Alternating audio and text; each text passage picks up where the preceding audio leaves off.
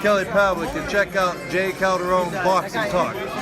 What's up, y'all? It's your boy, J. Calderon, Stand Clear Entertainment, and we're about to get into this week's Boxing Talk. This Saturday, May 19th, it is a Showtime doubleheader. We first going to start off in Baltimore, Maryland, where WBC Featherweight champion Gary Russell Jr. takes on mandatory #1 contender Joseph Jojo Diaz Jr. This is a matchup in the backyard of Gary Russell, where he is the hometown favorite. Gary Russell Jr. is one of the best 126-pounders in the world, and he's looking to make a statement in this fight and show that he is the king of the featherweight division, because the division right now is loaded. You got guys like Oscar Valdez, Leo Santa Cruz, Abner Maris, Carl Frampton. There's so many great fighters in this weight division, and Gary Russell is perhaps one of the most talented ones in this division, but he's been very inactive throughout his career. This man has had a promising career ever since he came out of the Olympics,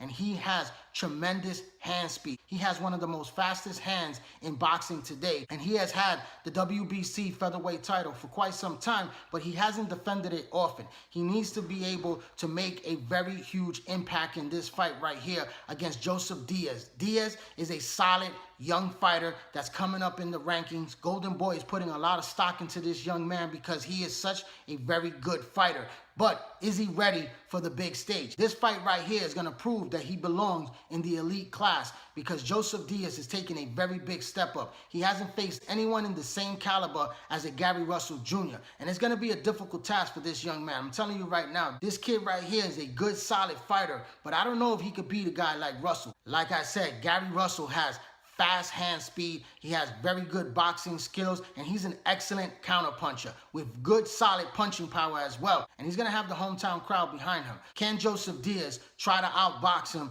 use his angles, and go to the body with some very good body shots? And does he have the punching power to hurt a guy like Gary Russell? Russell has a pretty good chin. He could take a good shot. We saw Russell in his biggest fight against Vasily Lomachenko, where it was hand speed versus hand speed, and Russell held his own pretty well in that fight, but Lomachenko was able to outwork him and be more slicker in that fight and work his way to a 12th round decision victory. Now, can Joseph Diaz do the same thing?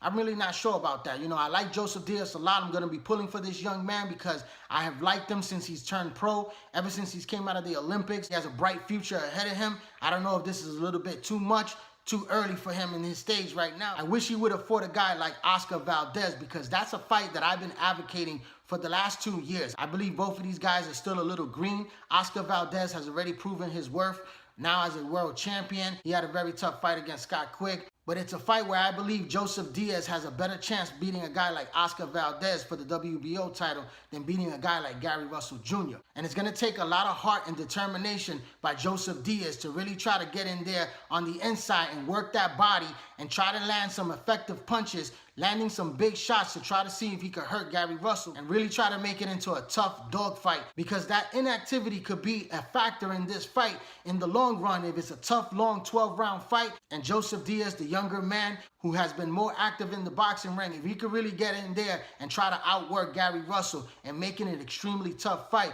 he could possibly pull out a decision victory. But it's going to be very tough in the hometown of Gary Russell and against a guy that's such a sharp counterpuncher. But we're going to have to see how this fight plays out. Like I said, I'm going to be pulling for Joseph Diaz to win this fight, but I have to favor, in my prediction, Gary Russell Jr. winning a 12th round unanimous decision against Joseph Diaz. Now, also that night, Showtime is going to be having a doubleheader, broadcasting a split site in Canada, where lineal WBC light heavyweight champion Adonis Superman Stevenson is taking on former two-time world champion Badou Jack.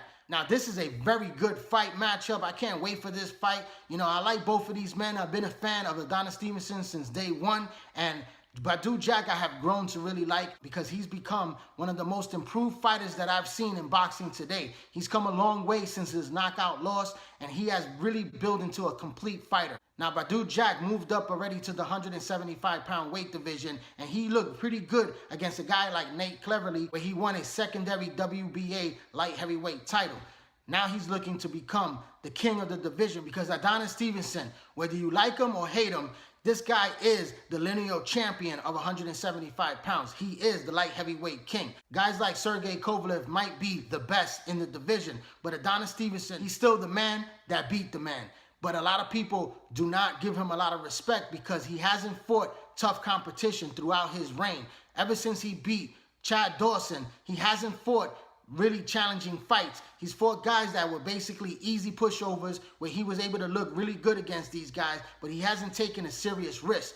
Now he's taking on Badou. Badou is a very good, solid contender, a top fighter, but he's moved up from the super middleweight division to the light heavyweight division. And is he strong enough and big enough to deal with a guy like Adonis Stevenson? Stevenson has the hand speed. He has good boxing skills. He's a southpaw with explosive knockout power, and he has good foot movement. This guy can box. He can really set up his shots. If he's able to land against Badou Jack and hurt Badou Jack, Jack could be in very big trouble in this fight. But Jack has become a very good body puncher. This guy goes to the body very well. Love his body attack. He's a strong fighter, tremendous heart. We saw against James DeGale the type of performance that he put in that fight. I believe he won that fight, but it winded up being a draw. This is a very good matchup for Badou Jack because, like I said, Badou Jack is a very strong fighter. He has excellent body punching, and he has solid punching power. But can he hang with the big boys at 175 pounds? This is what we're going to find out. Can Badou Jack continue to improve as a fighter and really grow into the light heavyweight division and really dominate a guy like Adonis Stevenson, who's getting up there in age? Stevenson is already 40 years old. Is age a factor in this fight? It could be possibly so.